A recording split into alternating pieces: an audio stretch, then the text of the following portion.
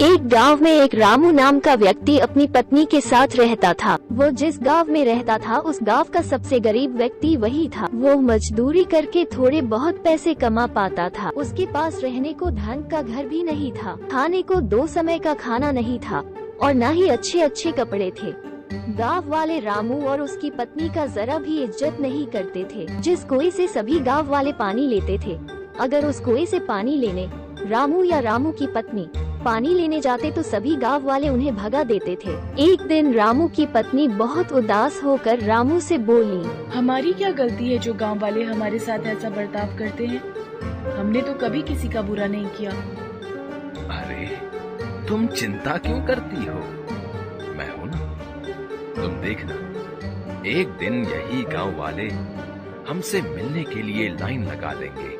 मजदूरी करके भी इतने पैसे नहीं कमा पाता हूँ जितना बाकी कमा लेते हैं, लेकिन तुम देखना, एक ना एक दिन हमारा भी सम्मान होगा। रामू दिल का बहुत अच्छा इंसान था।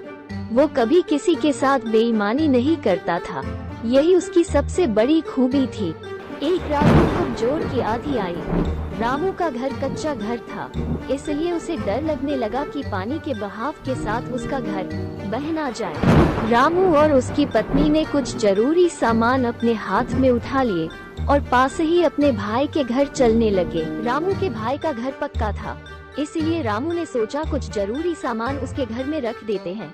रामू हाथ में सामान लेकर अपने भाई के घर तक आया और साथ में उसकी पत्नी भी आए। भाई नीचे आ जाओ, कुछ काम है।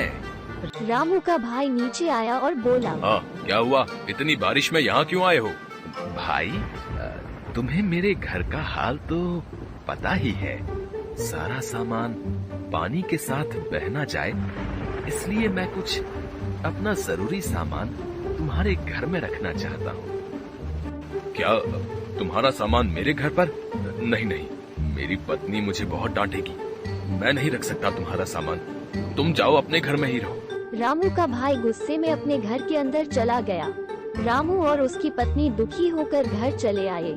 बारिश बहुत तेज हो रही थी, इसीलिए रामू और उसकी पत्नी अपने सामान की रखवाली करने के लिए पूरी रात जगते रहे। सुबह हुई, अब तक बारिश बंद हो चुकी थी।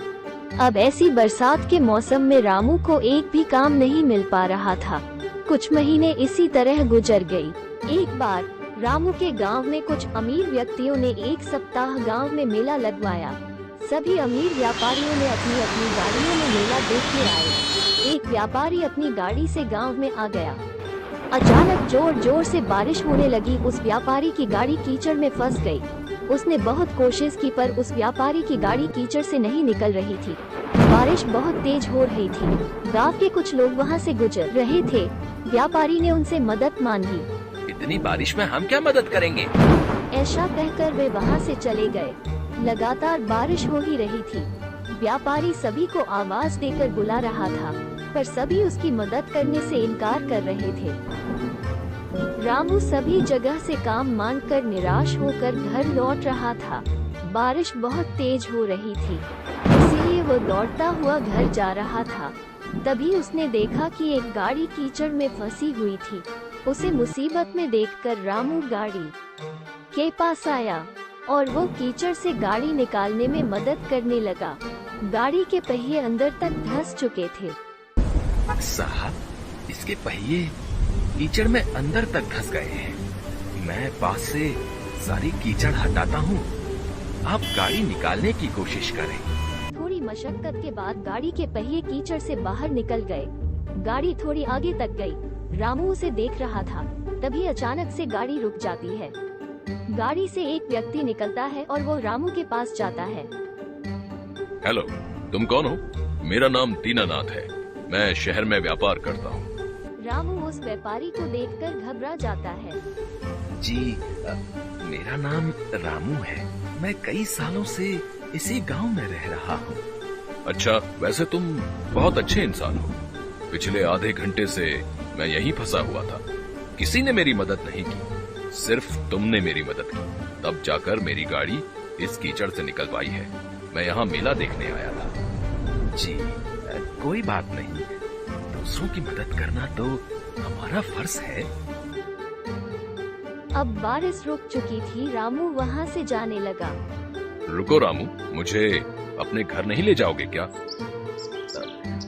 नहीं साहब, मुझ जैसे गरीब के घर जाकर आप क्या करोगे? मेरे घर में चारों ओर पानी ही पानी भरा है। आप मेला देखने जाइए, मैं घर जाता हूँ। अब तो मैं एक बार तुम्हारे घर चलकर ही रहूंगा। जी, अब आप इतना कह रहे हैं तो चलिए। रामू दीनानाथ को अपने घर लेकर आ जाता है। रामू की पत्नी एक और पानी से बचकर चारपाई पर बैठी हुई थी। देखो, साहब आए हैं हमारे घर। जाओ कुछ खाने को लेकर आओ। दीनानाथ रामू का घर देखकर बहुत उदास हो गया। तुम क्या काम करते हो? साहब, क्या बताऊं, मैं तो कब से काम की तलाश में हूँ। कोई काम ही नहीं देता। बस इधर उधर से घूमकर कुछ मजदूरी का काम कर लेता हूँ। बारिश की वजह से अब वो भी बंद है।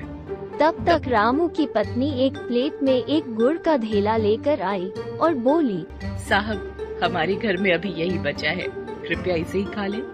हाँ हाँ, क्यों नहीं। रामू, तुम्हें कोई काम नहीं मिल रहा है। अगर तुम चाहो तो मैं तुम्हें काम दे सकता हूँ। साहब, क्या सच में आप मुझे काम देंगे?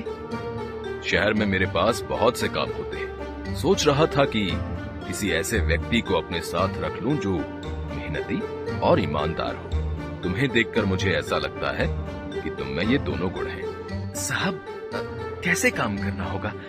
कहाँ काम करना होगा? आप ये सब मुझे बता दीजिए। मैं आपके साथ काम करने के लिए तैयार हूँ। कोई जरूरत नहीं है इस घर में रहने की, और मैं तुम्हें कुछ दिनों बाद लेने आऊंगा। तुम मेरे साथ शहर में काम करोगे और वहीं रहोगे।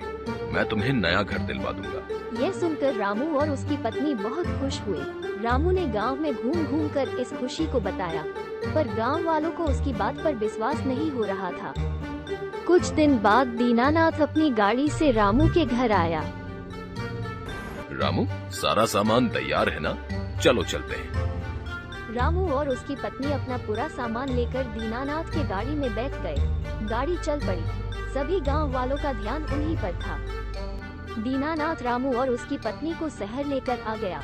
उसके बाद उन दोनों को रहने के लिए एक अच्छा सा घर दे दिया। रामू सारे काम अच्छे से समझ गया था। अब वो दीनानाथ के साथ काम करने लगा।